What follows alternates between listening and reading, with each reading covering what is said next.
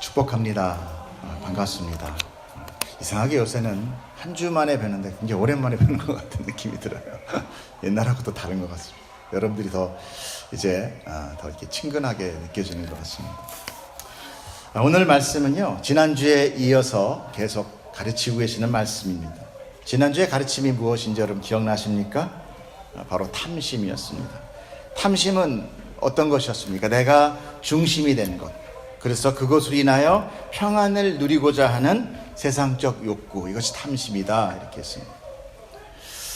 그렇게 탐심을 따라 자기를 위하여 재물을 쌓는 자를 하나님께서는 뭐라고 그랬냐? 하늘에 대해서, 하나님에 대해서 부유하지 못하다. 자기한테는 부유할지 모르지만 하나님께 대해서는 가난한 자다. 그래서 우리가 부자면서 가난하면서도 또 부자인 자가 있다, 이런 것을 배웠습니다. 오늘 22절 첫 절을 보면은요, 또 제자들에게 이르시되 그러므로 내가 너희에게 이르노니 너희 목숨을 위하여 무엇을 먹을까, 몸을 위하여 무엇을 입을까 염려하지 말라. 목숨이 음식보다 중하고 몸이 의복보다 중하니라, 이렇게 말씀하십니다. 오늘 말씀을 보면 목숨을 위하여 먹지 말라, 그 얘기 아니에요. 너희 목숨을 위해서 먹지 말라. 목숨을 위하여 무엇을 먹을까 걱정하지 말라. 뉘앙스가 조금 다릅니다. 그러므로 이것은 생존의 의미가 아니라는 것을 우리가 알게 돼요. 너희들 살기 위해서 먹거라, 이거 못하게 하는 게 아니다는 거예요. 무엇으로 자기를 더 채울 것인가로 염려하지 말라는 것입니다. 여러분, 우리가 생존 위해서 살아가는 사람이 요새 모두가 있겠습니까? 요 근래. 그러나 그 당시, 예수님 당시에는 어땠어요? 정말 생존을 위해서 사는 사람들이 있었어요. 그럼에도 불구하고 지금은 어떻습니까? 지금은 훨씬 더 물질의 풍요가 있음에도 불구하고 그때보다 더 만족하지 못한다는 거죠. 그것이 바로 우리 안에 탐심이 있기 때문이에요. 염려라고 기록된 헬라어 메림나오는 걱정하다, 염려로 괴로워하다라는 뜻도 있지만 그 뒤에 무슨 얘기가 있냐면 이익을 증진시키려 하다, 이런 뜻이 있습니다. 놀랍죠? 이익을 증진시키려 하다.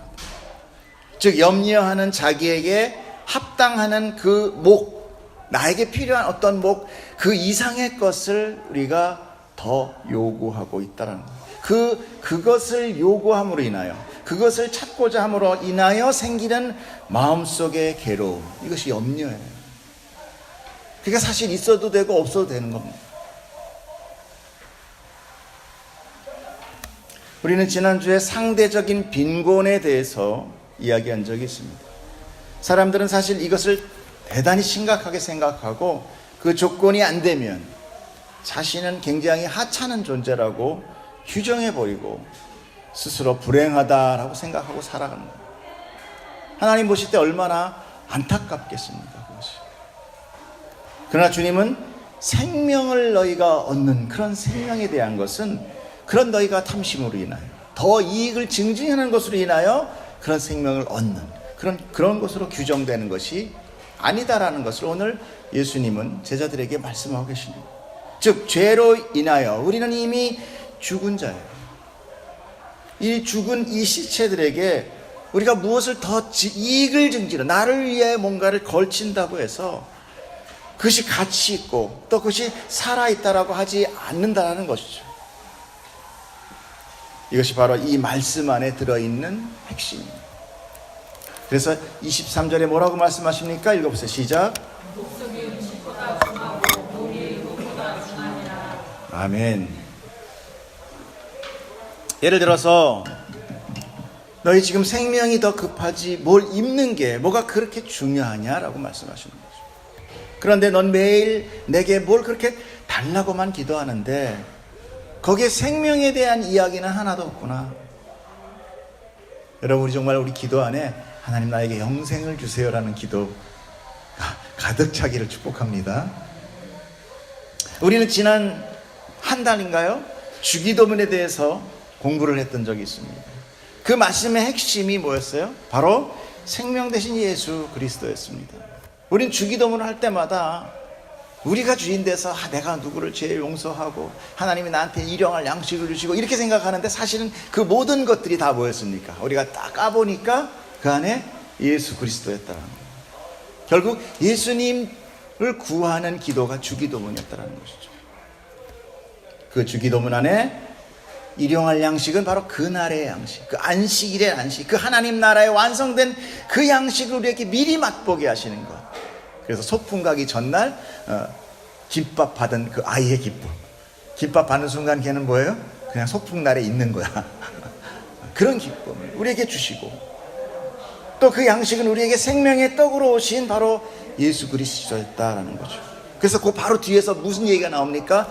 떡에 대한 얘기가 나왔어요. 떡을 구하는 세 친구의 비유로 인하여 하나님께서는 이 떡을 달라는 자에게 아버지가 안 주시겠냐? 안 주시겠냐? 그러므로 우리에게 가장 긴박하고 절실한 것은 바로 생명이에요. 여러분, 이 복음, 이 우리가 예수를 믿고 하나님을 주라고 섬기며 살아가는 이 모든 것의 압축이 뭐냐? 하나님 나 살려주세요. 그리고 내가 너에게 살려주겠다라는 그런 응답의 메시지, 그 언약에 바로 우리가 하나님께서 주시는 핵심의 단어예요.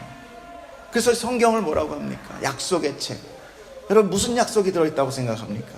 더 좋은 것 걸치게 해주겠다, 더 많은 풍성을 해주겠다, 이겁니까? 구약에 나오는 모든 자손의 번창이라든지 어떤 물질의 번창은, 그것은 바로 우리가 앞으로 받게 된 그 생명의 풍요로움을 경험하게 되는, 그것을 비유로 해서 나타난 것이, 그것이 바로 압축되어 나타나는 것이 바로 예수 그리스도 아니겠습니까? 그런데 우리는 예수에 대해서 잘 모른다는 거예요. 예수를 모르니까 자꾸 세상 것으로, 내가 보기에 좋은 것으로 자꾸 구하는 자가 되더라라는 것이죠. 여러분, 우리는 다시 한번 눈을 돌려, 그 세상의 것들로부터 눈을 돌려 예수를 바라보는 것, 이것이 바로 회개라는 것이에요. 나 죄졌으니까 하나님 용서했어요, 이게 회개가 아니라, 여러분, 천국은 죄인이 가는 거예요. 의인이 가는 거 아니에요. 그러니까 의인이 돼서 가는데 주님이 부르시는 거는 죄인을 부르시는 거예요. 우리가 죄인 아니라 그러면 우리는 예수님을 통하지 않은 다른 길로 간다는 얘기거든요. 그러나 우리는 늘 무엇을 먹을까, 무엇을 입느냐를 삶의 가장 중점에 두고 있다는 것이죠. 어떻게 사느냐, 이것은 먼저 내가 살아있어야 됩니다. 자, 24절 한번 읽어보겠습니다. 시작. 까마귀를 생각하라. 심지도 아니하고 거두지도 아니하며 골방도 없고 창고도 없으되 하나님이 기르시나니 너희는 새보다 얼마나 더 귀하냐. 여러분, 이 말씀 믿으십니까? 정말 내가 까마귀보다는 귀해 이런 생각입니까? 분명히 난 까마귀보다는 귀해. 그럼 최소한 까마귀를 먹이신다면 여러분, 우리는 까마귀보다 귀한 겁니다. 까마귀는 심지도 거두지도 않습니다. 그렇다고 해서 여러분, 까마귀가 열심히 살지 않는다는 것일까요? 아니에요. 여러분, 가끔 우리가 보니 동물의 왕국 많이 보시더라고요. 동물의 왕국 보면 어떻게 돼요? 더 동물들이 정말 쉽게 먹이를 구합니까? 안 그래요. 사자가 사냥에 성공할 수 있는 비율이 30%랍니다. 그리고 치타가 성공률이 70%로 높긴 한데 그 옆에 다른 포식자한테 뺏길 확률이 50%래요. 찾아봤습니다, 제가. 막 날리는 거 아니에요. 그리고 사자도요, 가끔 얼룩말 발굽에 채여서 죽어요. 모르셨죠, 여러분? 기린 발굽에도 채서 죽습니다. 또 이런 물속 뿔에 찔려서도 죽어요. 사느냐 죽느냐예요. 그것들의 삶은 치열하고 처절하며 잔혹하기까지 합니다. 그렇다면 오늘 말씀 무엇을 말합니까? 까마귀의 존재 자체를 의미하는 거예요. 그 까마귀의 존재. 까마귀가 이 땅에서 날아다니면서 먹는 그 모든 것이, 이렇게 처절한 삶을 살아가는 그 모든 것이 하나님의 뜻 안에 있다라는 거예요. 까마귀는 원래 자기의 척박한 삶을 어떻게 합니까? 막 깍깍거리니까 늘 하나님을 불평하는 것 같아요? 안 그래요. 삶을 불평하지도 염려하지도 않는다는 거예요. 모든 것이 하나님의 창조의 법칙에 의하여 그 먹이 사슬로 연결되어 있는 이런 자연과 환경으로 조화되어 유지되어 살아가고 있다는 것입니다. 그 모든 것의 중심에 뭐가 있어요? 바로 하나님의 언약, 계획, 뜻, 경륜 이런 것들이 들어있다는 거예요. 우리는 까마귀보다 귀하지 않느냐? 까마귀도 인정하는 하나님의 경륜을 우리는 인정하지 않는다는 거죠. 그런 언약을 받은 오늘날 택한 백성인 우리 이 교회는 얼마나 소중한 것인지 모릅니다.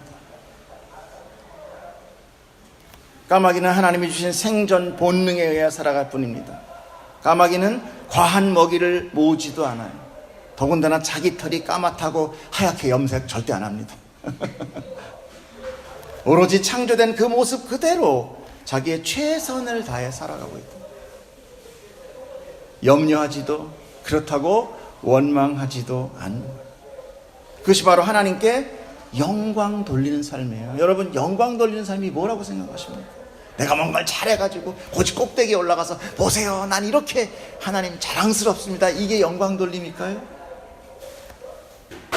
영광 돌림은 월드컵에서 우리가 골을 넣어서도 아니고 미스코리아 진으로 당첨돼서도 아니고 이 땅에 하나님의 뜻 가운데 창대되어서 이 땅에 존재한 그 자체를 우리가 인정하고 주어진 환경 속에서 최선을 다하여 살아가는 것, 이것이 하나님께 영광 돌림이에요. 다른 거 아닙니다. 근데 이게 어려운 거예요. 왜요? 탐심 때문에. 탐심 때문에 내 삶은 가치 없어, 하나님은 없어, 나는 무가치에 목매다는 거예요. 결코 하나님께 영광 있는 삶이 아닌 것이에요. 우리가 뭔가 세상의 것을 얻어서 주님 앞에 이거 보세요라고 내놓는 그 모든 것들이 뭐예요? 다 더러운 것이에요. 다 더러운 것이에요. 그러므로 하나님 까마귀의 삶을 통해 천지 만물은, 모든 자연이 그 까마귀를 보면서 하나님을 인정하며 그분의 창조와 능력과 통치를 보게 되는 것입니다. 여러분, 우리는요 어마어마한 자연을 보면서 그냥 자연스럽게 토해납니다. 와, 하나님은 위대하십니다. 어마어마한 절벽 같은 걸 보면서, 자연을 보면서 그냥 경외감을 느끼는 거예요. 그 산이, 그 절벽이, 그 폭포가, 그 자연이 누군가 인간에 의하여 열심히 됐다면 그런 마음을 느꼈어요? 그런 얘기를 하겠어요? 야, 인간이 대단하다, 이렇게 바로 사람한테로 돌아가겠죠, 모든 영광은. 그러므로 하나님의 창조와 통치를 인정하지 않으려는 것, 그것이 바로 죄의 궁극적인 본성이라는 거죠. 죄는 하나님을 인정하지 않고 자신이 주인이 되는 것이에요. 그래서 늘 자기를 위하여 뭔가를 보태야만 직성이 풀려요. 나를 위해 뭔가를 보태야 돼요.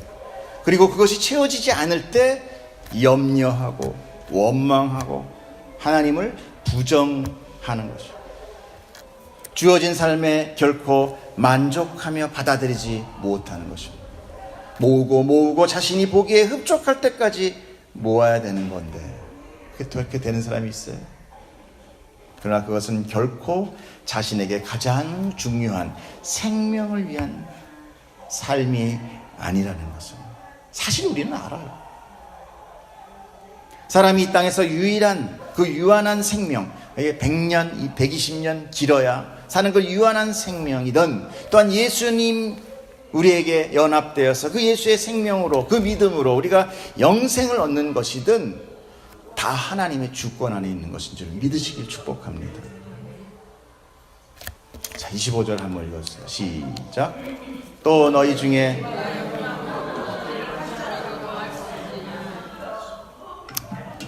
이 말씀 중에 키라고 하는 단어가 있어요. 이 헬리키아라는 그 단어인데, 이 키란 의미도 있습니다. 키에 대한 어떤 의미도 있지만 거기에는 바로 옆에 나이라는 단어가 같이 있어요. 키 또는 나이. 즉 누가 염려함으로 그 나이를 연장할 수 있겠느냐, 이런 뜻도 된다는 거예요. 나이란 생명 유지와 같은 것이죠. 살아있어야 나이도 먹는 것이니까.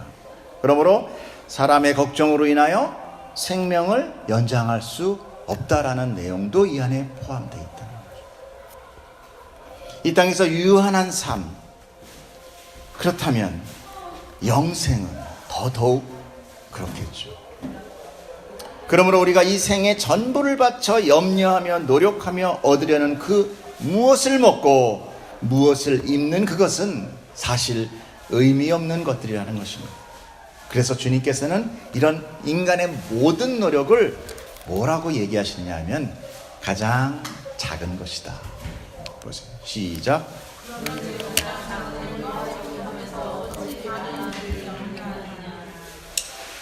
우리가 사는 이 모든 유한한 삶 가운데 모든 노력들은 하나님 앞에 가장 작은 것밖에 안 돼요. 여기 성경에서 가장 작다고 하는 것은요, 없다, 아니 없음과 같은 거예요. 하나님께서 카운트하지 않는다.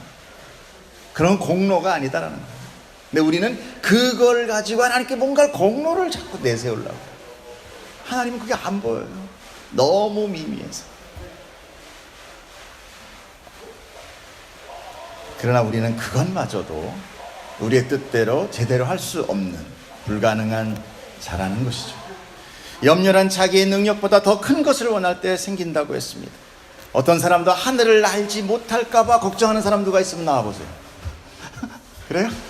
난 오늘도 못 날았어. 그러세요? 이루지 못함을 인정하는 자는 염려하지도 바라지도 않습니다. 결국 자기에게 합당하지 못한 것을 바랄 때 염려하게 됩니다. 그러므로 살지도 못하는 그 내일이라는 것을 염려한다는 것은 우리에게 얼마나 참 우매한 것입니까? 우리가 내일 살지 안 살지 우리는 몰라요. 여러분, 우리가 내일 다칠지 안 다칠지도 몰라요. 우리는 오늘 조금 있다 일어날 일도 모르는 존재들입니다. 그러나 미천한 동물들은, 우리가 천하다고 하는 그런 동물들은 염려하지 않는다는 거예요. 그것들은 하나님이 허락한 그 자기의 능력 안에서 최선을 다해서 살아갑니다. 그 삶이 아무리 처절하고 그 삶이 보기에 너무나 비참할지라도 그들은 그런 것 같고 자기 스스로를 미천하다고 여기지 않는다는 거예요. 여러분, 우린 그들보다 낫잖아요. 그런데 왜 염려합니까? 낫기 때문에? 그런 우리에게 하나님께서 특별한 사랑으로 주신 선물이 있으니 바로 믿음이라는 것을 주신 거예요. 자녀는 부모의 믿음 안에서 성장하게 됩니다. 아이가 태어났는데 뭘 알겠어요? 누구 때문에 성장합니까? 얼만큼 성장하는 게 무엇 때문에 그렇습니까? 부모의 믿음이에요. 그것은 부모의 사랑입니다. 사랑은 부모의 믿음을 아이에게 전가시킵니다. 그러므로 아이의 믿음은 스스로 자기 혼자 생겨나는 것이 아니에요. 아이가 버려지면 아이는 소망이 없습니다. 믿음이 없어요. 자기에 대한 소망과 자기에 대한 가치를 다 느끼지 못해요. 아이가 자기가 소중하다는 것, 내가 사랑받고 있다는 걸 누구 때문에 느낍니까? 부모의 사랑으로 느끼는 거예요. 부모의 믿음이 그 아이의 성장에 지대한 역할을 하고 있다는 것이죠. 부모가 갖는 사랑만큼 그 사랑으로 갖는 소망을 그만큼 생기는 거죠. 그것을 바로 하나님이 우리에게 믿음으로 주시는 거예요. 그래서 버려진 아이에게는 자기 미래에 대한 믿음이 없습니다. 아이는 부모가 기대하는 믿음만큼 자라는 것이죠. 그러므로 하나님께서는 자기 백성에게 믿음을 주시는 거예요. 그래서 로마서에서 믿음으로 믿음에 이르게 한다고 말씀하고 계시는 것입니다. 보십시다. 시작. 복음에는 하나님의 의가 나타나서 믿음으로 믿음에 이르게 하나니 기록된 바 오직 의인은 믿음으로 말미암아 살리라. 여러분, 믿음으로 믿음에 이르는 게 뭡니까? 이게 무슨 말이 돼요? 믿음으로 믿음이 된다. 믿음이면 믿음이지 믿음으로 믿음이 돼요? 그러니까 누구의 믿음이 누구의 믿음이 된다는 거예요? 예수 그리스도의 믿음이 나에게 믿음으로 생겨난다는 것이에요. 그리고 그 믿음으로 인하여 내가 의인되고 그걸로 살게 된다는 거예요. 여러분, 우리의 믿음이 얼마나 조석병개합니까? 조석병개는 그나마 참 대단한 믿음이죠. 시시각각 변하는 나의 믿음. 조금만 나에게 상처만 있어도 우리는 벌써 확 디프레션 되죠. 그것이 우리예요. 그 믿음이 죄로 죽은 나에게 이제 생명으로 들어오고 죽었던 내가 하나님의 나라를 소망하는 자가 되더라는 거죠. 여러분 여기 왜 모셨습니까? 혹시 뭐 좀 더 얻을 거 있나 이래서 모셨습니까? 내일에 혹시 점치다가 부처교사 때문에 오셨습니까? 아니죠. 하늘에 소망을 둔 자들이 이곳에 오는 것입니다. 그럼 하늘에 소망을 두지 않은 자들은, 쟤들은 도대체 저기 모여서 뭐 저렇게 무슨 소리를 해? 저게 뭐가 도움이 돼? 몰라요. 알 수가 없는 겁니다. 이해시킨다고 이해되는 거 아니에요. 오직 예수님의 믿음으로 우리가 믿음을 갖게 되는 것입니다. 아멘이십니까? 자, 27절 한번 읽어주세요. 시작. 백합화를 생각하여 보라. 실도 만들지 않고 짜지도 아니하느니라. 그러나 내가 너희에게 말하노니 솔로몬의 모든 영광으로도 입은 것이 이 꽃 하나만큼 훌륭하지 못하였느니라. 오늘 있다가 내일 아궁이에 던져지는 들풀도 하나님이 이렇게 입히시거든. 하물며 너희일까 보냐. 믿음이 작은 자들아. 반론적으로 말씀하시죠. 먹을 것에 대해서는 까마귀에 비유했다면 이제 입은 것에 대해서는 백합화를 비유로 가르치고 계시는 거죠. 여기서 백합화와 솔로몬의 영광을 비유하고 있어요. 여러분, 백합화는 자기를 위하여 채색하거나 옷을 덧입지 않은 하나님이 주신 그대로를 얘기해요. 그러나 솔로몬은 인간이 만든 화려한 옷과 관과 이런 것들을 입었겠죠. 그러므로 인간이 만든 것과 하나님께서 만든 것이 지금 대조되고 있다는 것을 여러분 이 말씀 속에서 발견하게 됩니다. 그리고 하나님의 그 큰 은혜와 그 섬세한 배려를, 그 사랑을, 그 은혜를 이 백합화를 통하여 하나님께서, 예수님께서 가르치고 있다는 것입니다. 하나님의 에덴 동산, 이 에덴 동산은 뭐였습니까? 하나님의 창조된 나라의 완전함의 모형이었어요. 그런 풍요와 만족 속에서 아담은 자기가 주인 되지 못한다는 그런 불만으로 모든 것을 다 버려버립니다. 그러므로 인간의 불순종과 자기가 주인된 삶이 얼마나 처절하고 염려와 두려움 속에서 살아야 되는지를 깨닫게 하시기 위해서 하나님께서 이 아담이 죄를 지은 게 우연이라고 생각하십니까? 하나님이 딱 창조를 해놨는데 알고 보니까 아담이 갑자기 죄를 짓네? 그래서 깜짝 놀라가지고 안 되겠다, 뭔가를 대책을 세우자, 이게 하나님이시라고 생각되십니까? 그 하나님이 전지전능하세요? 그런 하나님은 믿음의 대상이 아닙니다. 하나님은 그 모든 것을 계획하시고 아담에게 따먹으라고 동상 중앙에 그 선악과를 세워놓으신 거예요. 선악과는 다르게도 화려하게 생긴 나무도 아니었습니다. 수많은 과일 나무 중에 동산 그저 중앙에 있다라는 그거 하나 때문에 하나님께서는 아담에게 그 따먹지 말라고 해요. 그러니까 똑같은 열매가 많았음에도 불구하고 아담 안에 그 탐심이, 아담 안에 그 죄를 지을 수 있는 그런 가능성이 자기가 주인된 삶으로 그것을 따먹을 수밖에 없었다는 거예요. 하나님 아셨던. 그래서 네가 나를 부인하고 내려가 너를 중심으로 살아. 네가 주인된 삶을 한번 살아보아라. 여러분, 그래서 우리가 이 땅에서 지금 이렇게 살아가고, 이 인생이 왜 이렇게 핍박합니까? 이 삶이 왜 이렇게 처절합니까? 왜 그렇습니까? 여러분 한번 질문해 보지 않았습니까? 찾으셨습니까? 아마 찾을 수 없었을 거예요. 하나님의 이 경륜을 떠나서 우리가 찾을 수 있는 인생의 답은 없어요. 그러면서 발견되는 거 하나가 뭡니까? 그 바닥 속에서, 그 껌껌함 속에서, 그 엎드림 속에서, 그 빛 하나 없는 아골골짝 같은 속에서 뭘 봅니까? 하나님, 나는 아무것도 할 수 없어요. 당신이 하나님이고 당신이 주인이라면 나를 좀 살려주세요. 여러분, 이 고백 듣겠다고 우리는 이 숱한 인생을 살아가는 거예요. 그때 우리 안에 하나님을 참 주인으로 섬길 수 있는 우리의 진정한 마음이 생기고, 그 외에는 그냥 거저 주어지는 그 마음에 무슨 믿음이 있어요? 늘 우리 안에 뭐예요? 내가 하면 더 잘 될 텐데, 이런 생각 안 하겠습니까? 하나님 우리에게 이 삶을 통하여 그 선악과 입에 물고 땅에 내려버 처저한 자기의 삶을 경험해보라고 허락하신 거예요. 그리고 결국은 그 죄로 인하여 부패된 그 모든 불가능은 하나님께서 은혜로 건져내시는, 스스로 구원받지 못하는 겁니다.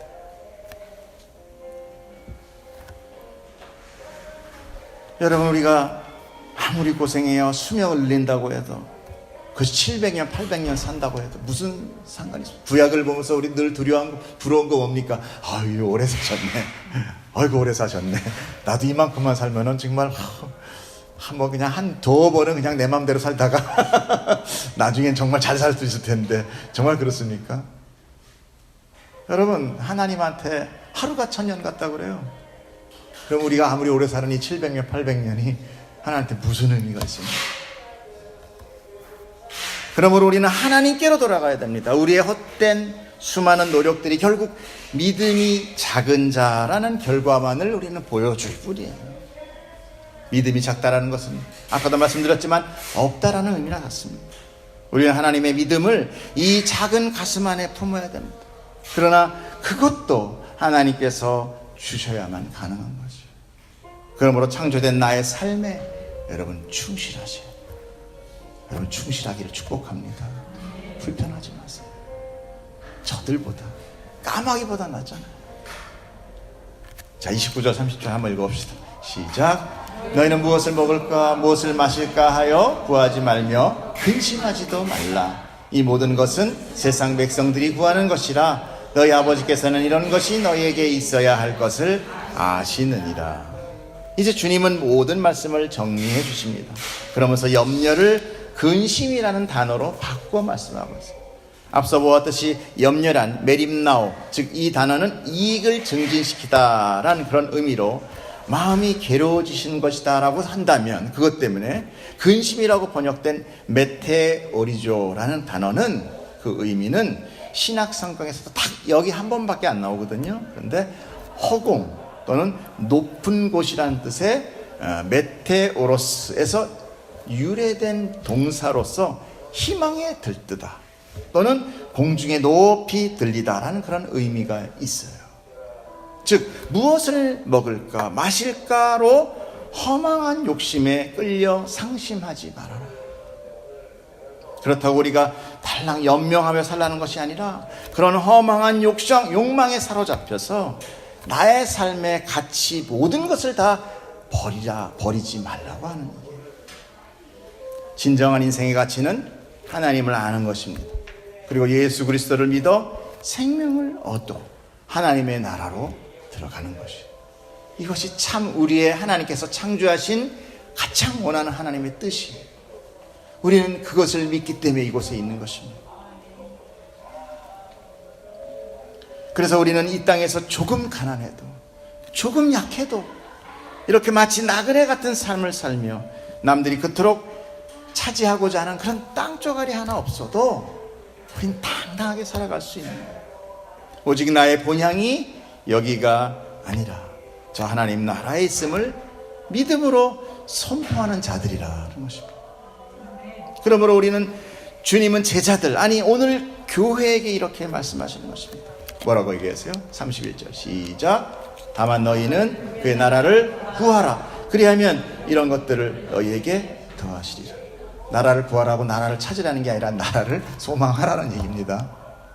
우리가 먹고 마셔야 살 수 있는 사는 것들 그 자체가 하나님의 계획 안에 있어요. 이미 내가 먹었으므로 살거나 내가 입고 걸쳤기에 가치가 있는 것이 아니라 하나님께서는 우리를 그렇게 살게 하신 거예요. 그럼에도 우리는 그런 기본적인 가장 작은 것으로 만족하지 못하고 염려하고 또 근심하며 허락된 시간을 다 허비해 버리고 있습니다. 우리가 왜 부자여야 되고 왜 건강해야 되고 왜 장수해야만 하나요? 그 안의 목적이 무엇입니까? 기껏해야 내 주변에 자랑으로 삼기 위한. 여러분 공동묘지에서 가끔 뭐 분봉이 크다고 해서 그 무덤끼리 저 무덤은 너무 부러워 이렇게 해요? 그거 안 그래요. 살아있는 사람들이 나가보고 쟤 잘 사는 집이라 그렇지 무덤들이 뭐랍니까? 죽은 자에게 이 죽은 세상이 주는 것으로 먹고 마시고 입는 것, 그런 건 다 의미 없어요. 진짜 소중한 건 어디 있습니까? 하나님 안에 있다라는 것입니다. 그러므로 여러분의 삶의 목적이 저는 하나님 되기를 축복합니다. 거기에 생명과 풍요한 평안이, 그 완전함이, 그 안식이 여러분 그 안에 있는 것입니다. 그걸 믿고 따르는 제자들, 그것이 바로 오늘날 교회인 것이에요. 그 교회에게 오늘 말씀하십니다. 32절 시작. 적은 무리여 무서워 말라. 너희 아버지께서 그 나라를 너희에게 주시기를 기뻐하시느니라. 너희 소유를 팔아 구제하여 낡아지지 아니하는 배낭을 만들라. 곧 하늘에 둔 바 다함 없는 보물이니 거기는 도둑도 가까이 하는 일이 없고 좀도 먹는 일이 없느니라. 너희 보물 있는 곳에는 너희 마음도 있느니라. 이곳에 수많은 무리가 모여들어서 서로 밟힐 정도가 되었다라고 우리는 12장 첫 절에서 그 환경을 설명하는 거 기억나시죠? 제자들이 엄청 무리들이 몰려서 막 서로 밟힐 정도가 되었다. 근데 오늘 예수님은 32절에 뭐라 그럽니까? 네? 뭐라 그래요? 네. 적은 무리요. 이 적다라는 단어 미크로스는요, 오늘날 이 마이크로라는 그런 단어의 유래가 됐어요. 즉 가장 작은 것, 미미한 것, 또는 어리다라는 뜻도 있습니다. 이런 의미는 오늘 예수 그리스도의 우리가 말씀을 듣고 깨닫고 기뻐하는 자를 뭘로 얘기하느냐? 너무나 작은 수다라는 거예요. 너무나 작고 너무나 미미한 존재이며 마치 어린아이와 같은 자들이다라는 것이죠. 그들만이 자기의 소유를 내놓습니다. 지금 시간이 조금 있으니까 제가 그냥 농담으로 사례로 얘기하는데, 제가 장애인 한 명 돌본다고 그랬잖아요. 얘는요, 자기 게 없어. 다 나눠줘. 나라에서 돈이 좀 나오는데 공짜로 받아서 그런지 더 모르지만은 아마 이틀이면 다 써요. 근데 지가 쓰는 건 거의 없어요. 아주 개떼같이 몰려들어. 돈 꿔달라고. 그럼 바로 줘. 아예 카드를 줘버려. 미치겠어 아주 그냥. 그리고 맨날 장콜차 타다고 나보고 돈 대달래. 사심이 없어요 아이가. 왜 그런가 참 보면서 제가 참 요즘 많은 것들을 깨닫게. 오늘 말씀을 보시면서 제가 너무나 그게 느껴지더라고요. 작은 자, 어린 자, 세상에서 우매하다고 하는 자, 세상에서 손가락 받는 그런 존재. 그러나 하나님 나라에서는 귀하다. 자기의 소유를 염려로 찾지 않는 자. 그런 생각을 하게 되더라고요. 우리가 무엇을 위하여 움켜쥐고 어차피 우리 하나님 나라에 갈 때는 다 소용없는 것들이었다. 그것이 카운터되는 거 아무것도 없는데, 야 너 정말 멋지게 살다 왔구나. 진짜 말로 너는 곰털 모자 제대로 본 사람은 뭐 개털 모자 이런 얘기 있었죠 옛날에. 천국 가면 개털 모자 쓰는 사람 뭐 이런 얘기도 있었고, 뭐 집도 뭐 큰 집이 있고 작은 집이 있고, 헌금 많이 하면은 저기서 막 집 짓고 있고. 저 어렸을 때 그런 얘기 들었거든요. 헌금 많이 하고 착한 일 많이 하면 천국에서 막 이렇게 막 집이 막 큰 집으로 막 변하고 있고. 내가 죽어서 갔더니 초가집 반 짓다 말았더라. 그래서 왜 그러냐 그랬더니 별로 안 해서 재료가 모자르다 뭐 이래가지고. 참 기가 막힌 얘기네. 여러분, 그렇게 작은 자들만이 자기의 것이라고 생각하지 않는 거예요. 하나님의 것이기 때문에 내어놓는 거예요. 뭐 하나님께서 맨날 돈 꿔줘라, 뭐 무슨 맨날 구제해라 이런 얘기가 아니에요. 여러분, 자꾸 그렇게 글자 그대로 하나님의 말씀을 받지 마세요. 그런 말도 있지만 중요한 건 뭐냐면 내 소유를 강조하지 않는다는 것입니다. 내 소유가 강조되지 않는 자에게 염려는 없어요. 가지면 가질수록 염려되는 것이에요. 우린 그걸 보면서 하찮은 것으로 다시 지어주고 비싸면 주면 그건 안 되는가, 이런 게 아니에요. 가치가 과연 무엇입니까? 하나님의 배 어린아이 같이, 그렇게 어린아이 같은 자들만이 자기를 비울 수 있다는 거죠. 그 비우는 그 자리에 뭐가 차게 돼요? 비워져야 성령이 차오시잖아요. 내 안에 육의 소욕과 성령의 소욕이 있다고 하죠. 그러므로 하나님께서는 오늘 너네들 소유 좀 달라 그런 얘기가 아니라, 또 이런 얘기까지도 좀 막 이상하게 써먹는 사람들도 있는데, 팩트는 뭡니까?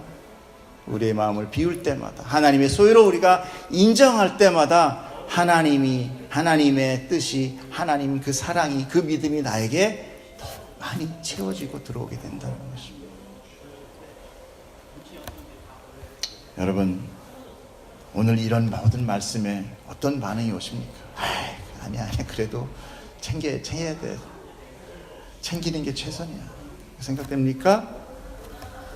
오늘 나의 보물은 무엇입니까? 세상이 준다는 재물이라면 우리는 세상으로 달려갈 거예요. 그렇죠? 그러나 생명이라면 우리는 어디로 달려갈까요? 예수님에게로 달려갈 겁니다. 그렇게 달려가는 걸 성경은 뭐라고 얘기해요? 믿음의 경주라고 얘기하는 거예요. 나 쟤보다 빨리 가야지, 이게 경주가 아니라 우리의 삶 가운데 예수님으로 달려가고자 하는 그런 마음의 경주가 있다라는 거예요. 오늘 여러분은 어디로 달려가고 있습니까? 이건 각자 여러분이 이 말씀 앞에서 깊이 묵상하며 스스로 답을 찾기를 축복합니다. 기도하겠습니다. 사랑의 하나님 아버지, 감사합니다. 부족한 저희들 늘 세상으로 우리의 마음은 달려가고 우리는 아버지 채워지지 못함으로 두려워하고 염려하며 걱정합니다. 우리는 너무나 부자예요. 나에 대해서 너무나 부자입니다. 하나님이 내 안에 들어올 수 없을 만큼 우리는 이미 꽉 차 있어요. 주님, 내 것을 비우기 원합니다.